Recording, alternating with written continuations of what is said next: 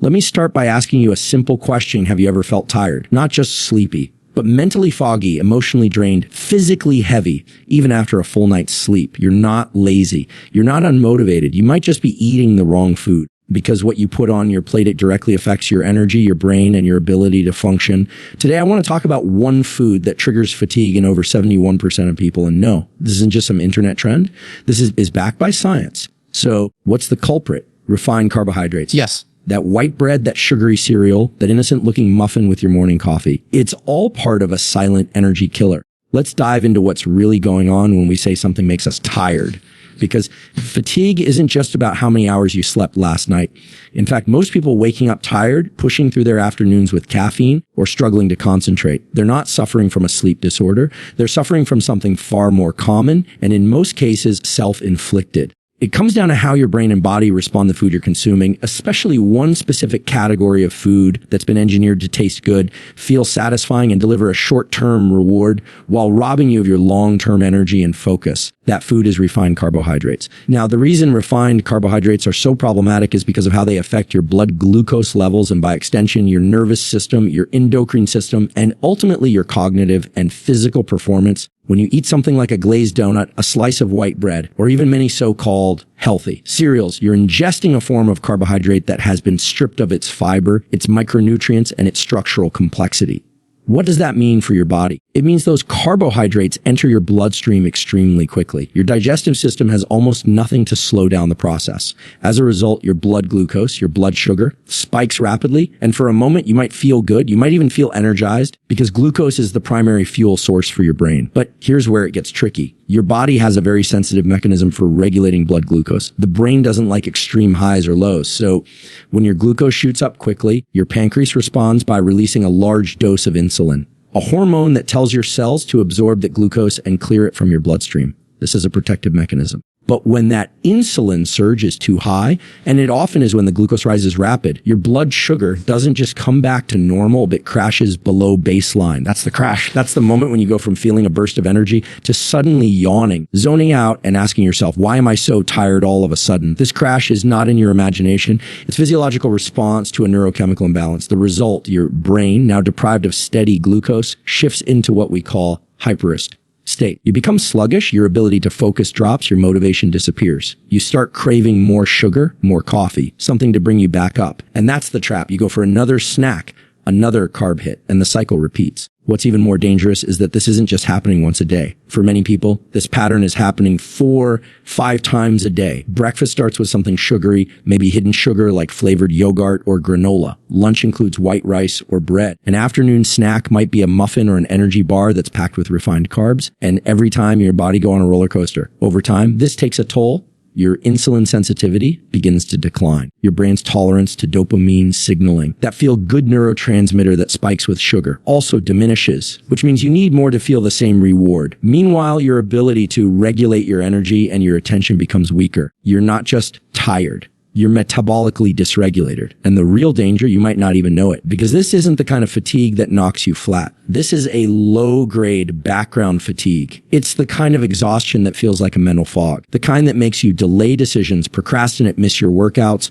avoid difficult tasks, or snap at people for no reason. It becomes your new normal, and it shouldn't be. In studies looking at dietary patterns across different populations, refined carbohydrate intake has consistently been associated with increased daytime fatigue, poor sleep quality, and higher levels of cortisol, the stress hormone. In fact, when researchers gave participants meals rich in refined carbs and compared their responses to those given whole, unprocessed carbohydrates, the refined carb group reported significantly more fatigue, irritability, and mental dullness within 60 to 90 minutes post-meal. Now, why does this matter so much? Because energy is not just about physical movement. Energy is the fuel for your thoughts. It's what allows you to be present, to be decisive, to be effective. When that energy source is unstable, when it's dictated by spikes and crashes, you're not operating at your full capacity. Your ability to regulate attention, to engage socially, to think clearly, to control your impulses. All of these rely on stable neurochemical signaling in the brain. and blood sugar instability directly undermines that. There's also an inflammatory component. High intake of refined carbs is linked to increased levels of systemic inflammation, which not only contributes to fatigue, but can also impair neuroplasticity, the brain's ability to change, adapt, and learn. That means this isn't just about energy. It's about performance growth and long-term mental resilience. And let's talk about the subtle psychological effects. When your energy is low, your perception of effort increases. A simple task feels harder. A minor challenge feels overwhelming. You begin to associate certain parts of your day, afternoons, for example, with exhaustion, not because of the time itself, but because of what you ate earlier. Your brain builds those associations. So even before your energy drops, you start to expect fatigue. That expectation alone creates real, measurable changes in motivation. Now, the good news, and there is good news, is that this pattern can be reversed very quickly. When people shift from refined carbohydrates to more complex whole food sources of carbs, things like steel cut oats, sweet potatoes, legumes, or whole fruits, the rate of glucose absorption slows down. You still get fuel, but it's steady. It's consistent. Your insulin response is gentler. Your blood sugar doesn't crash, and your brain doesn't freak out. Instead of peaks and valleys, you get a smooth wave of energy, one that supports your mental function for hours, and your body learns to trust that you'll keep supplying it with the right kind of energy. So it doesn't overcompensate. It doesn't panic. It just works. That's the goal. You don't want to spend your day chasing energy. You want your body and brain to operate in the background, supporting you, not distracting you with cravings, crashes, and fatigue. If you've been feeling exhausted, unmotivated, foggy, or just not like yourself, the issue may not be your willpower. It may not be your sleep schedule. It may not even be stress. It might be the refined carbohydrates sitting on your plate. Cut them out, even for a few days, and you'll begin to feel the difference.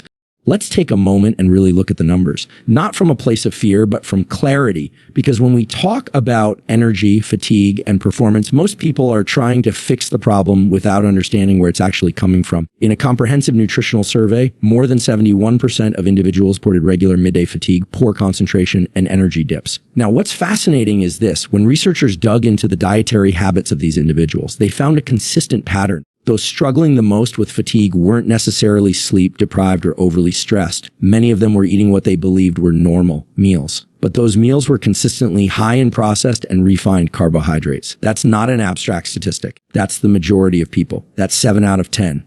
Walking around feeling drained and focused and often blaming themselves for not having the drive or discipline to power through their days. What's happening here isn't a personality flaw. It's a biological feedback loop, and we need to break it. Now, think about what that actually looks like in someone's daily life. You wake up, maybe you skip breakfast or grab something quick, a bagel toast or a low-fat, fruit-flavored yogurt. You start your workday, caffeine masking the subtle fatigue creeping in. By midday, you're craving something often salty or sweet. You reach for a quick snack, a granola bar, crackers, or juice, and then somewhere between 1 and 3 p.m., it hits you, that crash. It's not dramatic. It's quiet. You yawn, you stretch. You lose focus. Maybe you scroll your phone. You tell yourself you'll snap out of it. But deep down, this happens almost every day. And when something becomes routine, we stop questioning it. Now, here's where the neuroscience gets really interesting. When we study fatigue, we're not just looking at energy depletion. We're looking at the brain's perception of effort. Fatigue, in many ways, is a signal from your brain that continuing to exert energy is not efficient, not worth the metabolic cost. And one of the major triggers of that signal, fluctuations in blood glucose and neurochemical instability caused by diet. In other words, your brain isn't saying, "You're done." It's saying, "I don't trust the fuel you're giving me, so I'm going to dial things back." Now, over time, if you keep sending your brain these erratic signals, highs and crashes from refined carbs, it adapts. Your reward pathways change. Your motivation circuits adjust. You begin to feel fatigued even when there's no logical reason. This is what's known as conditioned fatigue, a neurobiological learned response to an unstable internal state. Let's bring that back to the 71%. Number isn't about people who are lazy or people who have low energy types. That number includes high performers, students, parents, entrepreneurs, athletes, people who want to do more, be more, but who are unknowingly sabotaging their potential with what they eat. And this is important because unless we recognize that food is not neutral, we will keep underestimating its power. The moment you start realizing that every bite you take is shaping your energy curve for the next several hours, you take your power back. You move from reaction to control. Now, when researchers looked at the specific foods associated with this type of fatigue, the list was disturbingly common: white bread, crackers, sweetened beverages, fruit juices, pasta made from refined flour, baked goods, and breakfast cereals marketed as healthy but loaded with sugar. These aren't exotic or rare foods. They're staples in most modern diets. And when the body gets exposed to them day after day, it stops operating in a balanced state. Instead of steady energy production through efficient glucose metabolism, it begins to operate defensively, managing spikes, fighting crashes, and trying to recover from the oxidative stress that follows every high sugar, low fiber intake. It's important to understand that your mitochondria, the energy-producing powerhouses of your cells, are highly sensitive to nutritional inputs. When they're fed inconsistent fuel, they produce less ATP, the molecule responsible for cellular energy. That's not abstract. That's you sitting at your desk, trying to concentrate but drifting. That's you feeling like you need a nap, even though it's only 200 p.m. That's you trying to find motivation to work out, to engage with others, to create something, and feeling like you just can't find the spark. So when we say this food triggers fatigue in 71% of people, it's not just statistical, it's deeply personal. And here's something else that matters. The longer this pattern goes on, the more your body normalizes it, fatigue becomes the baseline. You start adjusting your day around your low energy points. You stop aiming for peak performance and start settling for getting by. That's dangerous because your body and brain are highly adaptive. If you keep feeding them signals that slow down, eventually they'll stop preparing you for effort. You stop building resilience. You stop building endurance. You stop building drive. This isn't a call to guilt. It's a call to awareness. Because once you see this, you can't unsee it. People who make even minor shifts, replacing refined carbs with whole unprocessed alternatives, often report changes within just a few days. Energy lasts longer. Mood becomes more stable. The mid-afternoon crash disappears. Mental clarity improves. And suddenly you start to realize something powerful. You weren't broken. You were misfueled, and this shift isn't about perfection. You don't need to eliminate every gram of sugar from your life. You just need to recognize the patterns and stop accepting fatigue as your default state. You were designed to be sharp, to be motivated, to move with purpose and clarity. Your body knows how to do that, but it needs the right conditions. It needs stability, and most importantly, it needs consistency. When 71% of people report fatigue linked to a specific pattern, we need to stop brushing it off as coincidence. This isn't a trend. This is a wake-up call.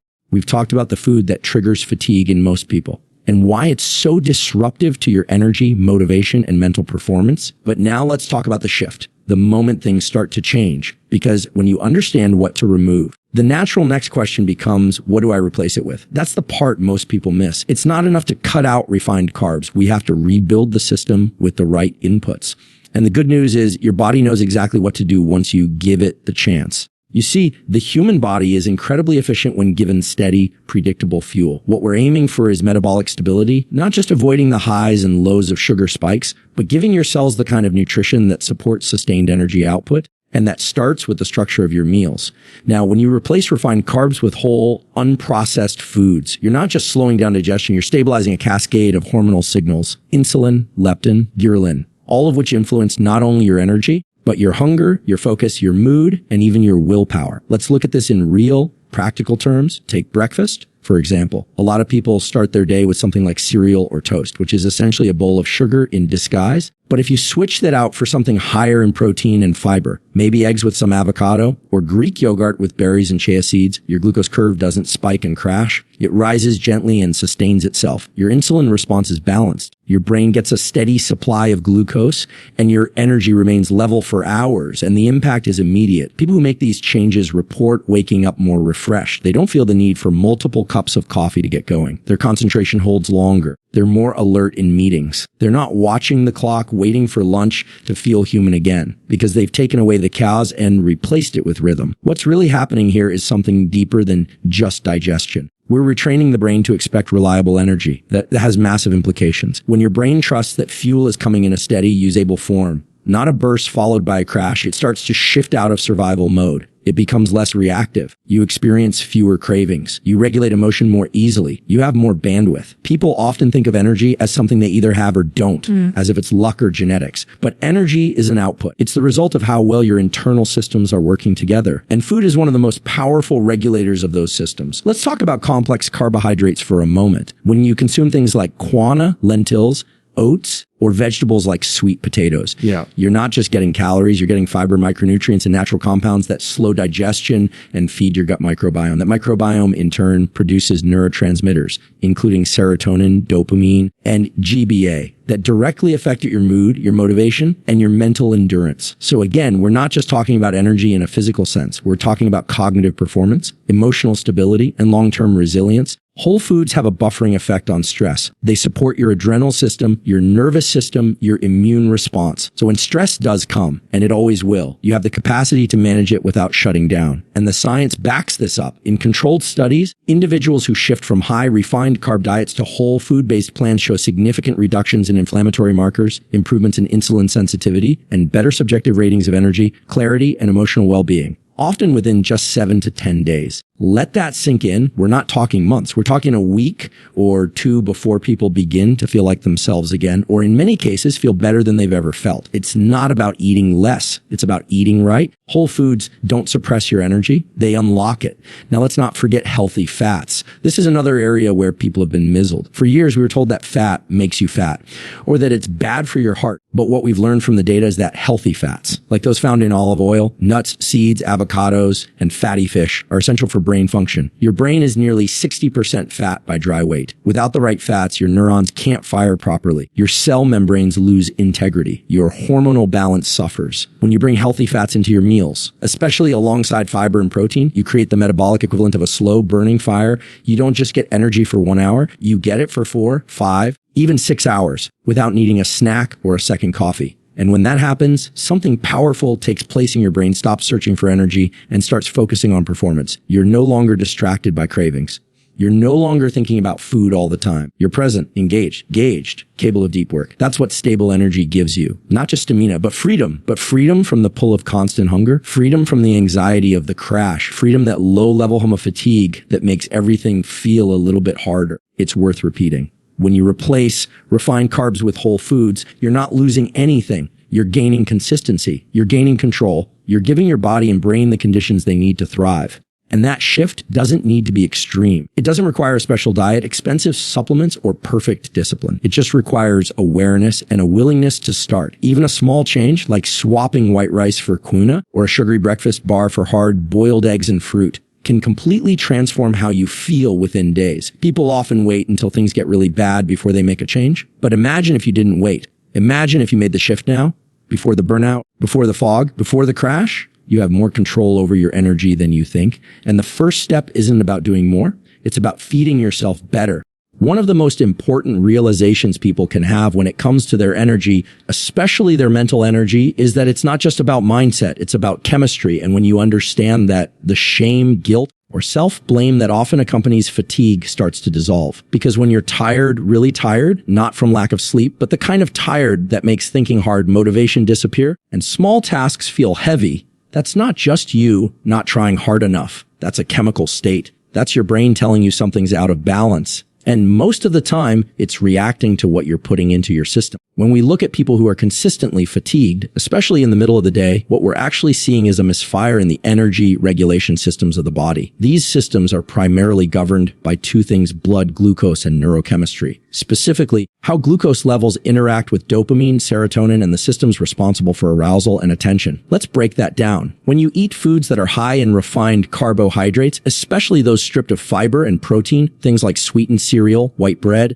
pastries, soda, even so-called healthy bars or snacks, they spike your blood sugar rapidly. Your body responds by releasing a large amount of insulin to pull that sugar out of your bloodstream and into your cells. That spike is followed by a steep drop, often below your normal baseline. And it's during that drop, what we sometimes call a glucose crash, that the brain starts sending out fatigue signals. What's actually happening in that moment is that your brain is protecting itself. When glucose falls too quickly, the brain senses a threat because glucose is its primary fuel. So as a defense mechanism, it slows things down. It reduces your alertness. It dims your focus. You feel tired, distracted, dull. You might even feel emotionally flat. And here's where it gets deep. When your blood sugar fluctuates like that, it doesn't just affect your energy, it affects your neurotransmitters. That means the very chemicals that drive motivation, focus, and mood, like dopamine and norepinephrine, begin to fluctuate too. They become unstable. Your brain literally becomes less able to generate sustained attention or reward from tasks.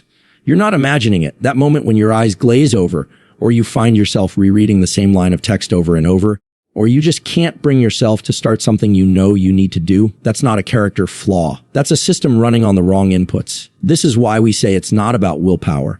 It's chemistry. And when chemistry goes off, so does everything else.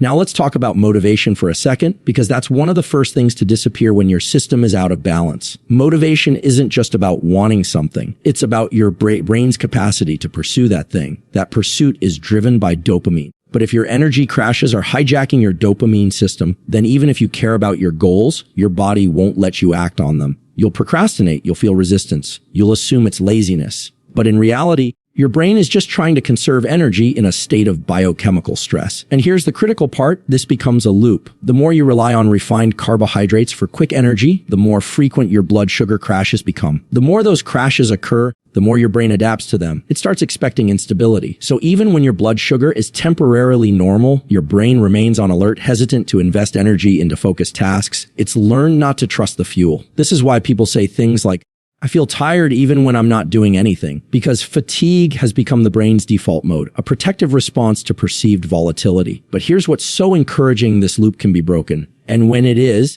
people are often shocked by how quickly their mental clarity returns. Not just because they're eating better food, but because their neurochemistry stabilizes. Their brain begins to trust the signals again. Dopamine levels balance out. The reward system resets. And suddenly, motivation doesn't have to be forced. It becomes natural. This is why the food you eat matters so much more than just calories or macros. It's communication. Every bite sends a message to your nervous system, and the quality of that message determines how well you think, feel, and perform throughout your day. You don't need a perfect diet to make this change, but you do need to reduce the input that's disrupting your chemistry the most: the refined carbs, the sugar-laden snacks, the processed fillers. And you need to replace them with inputs that the brain and body recognize as stable, usable fuel. When you do that, you're not just feeding your body, you're regulating your mood, you're calming your nervous system, you're activating a higher level of cognitive function. You stop feeling like you're dragging yourself through the day, and you start feeling like you're in control again, because your brain isn't stuck in reactive mode. It's able to respond with intention, with clarity, with energy.